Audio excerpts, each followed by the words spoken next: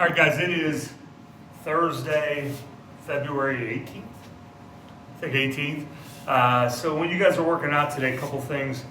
First of all, I'm going to post another video, so I'm going to keep this one short, but watch, well, hopefully you're watching this one right now, but watch the other one as well, because it reinforces a lot of what we're talking about. So I talked a lot about your Diamond Kinetics numbers. Some of you young guys have not seen yours yet, but one of the things that we've been really focusing on is staying through the zone, okay?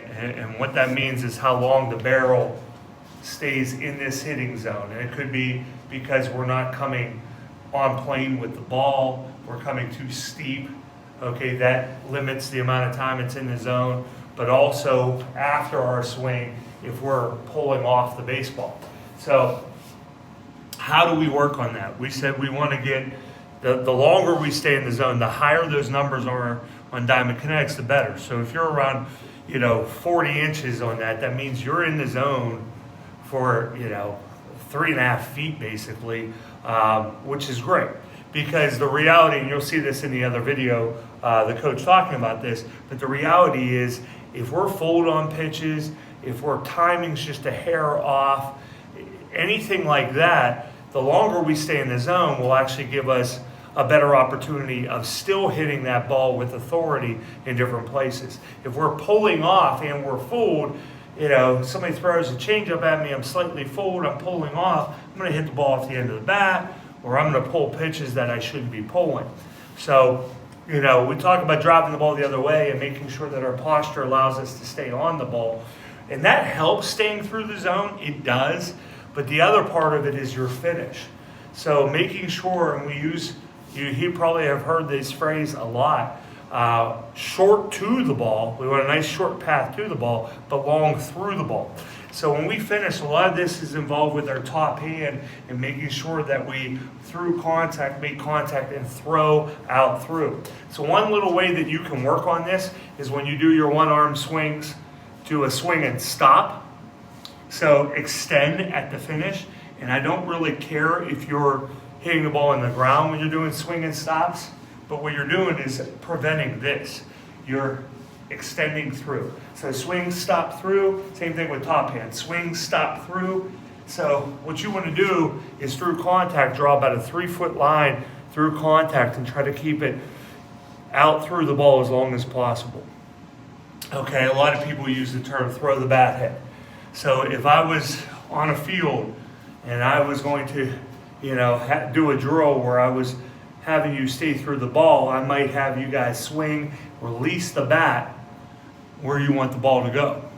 So have that concept. If I'm trying to hit the ball up the middle, snap that bat with a long finish up the middle, okay? Guys, our swing path also dictates this. If we're coming out around the baseball here, then we're probably going to pull off the baseball this direction and not be through the zone very long. So that's another reason why we don't want to cast our hands. Okay, we want to be able to stay tight and control those hands and stay through. The ball drill where we're tossing the ball is another way to work on staying through the ball long.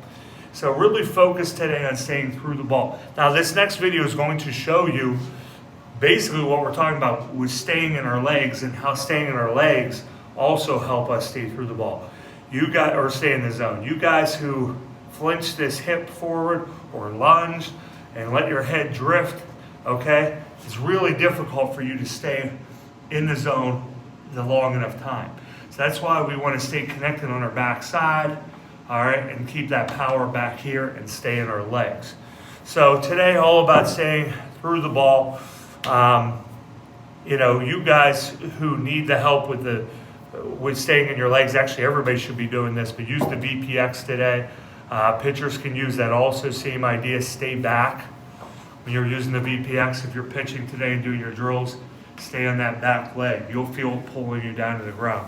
So do VPX drills when you get a chance to put the band on, do it hitting on your back leg or pitching on your back leg. So continue to work on getting it stronger and do some explosive movements when you're working as well. So go from there, guys. All right, so stay through the ball. it's kind of our drill focus today. If you're doing flippies today, what you can do is the fake ball toss. And when you're faking like you're flipping the ball, and then they're going to toss to you. So as soon as they toss to you, I just put the hand directly on the bat, and we go to the ball. Something we can do in flips today with the heavy balls. And the reason we do that is that's going to put you in a good launching position or a good 45-degree angle position to go to the ball. You guys who are down here, you guys who are up here, it just gets you in that habit, okay? I'm fake tossing and I'm loading right to that position. So fake toss and load is a great thing to do while we're in a small gym. So, all right, guys, if you have anything you need, let me know. Have a good weekend.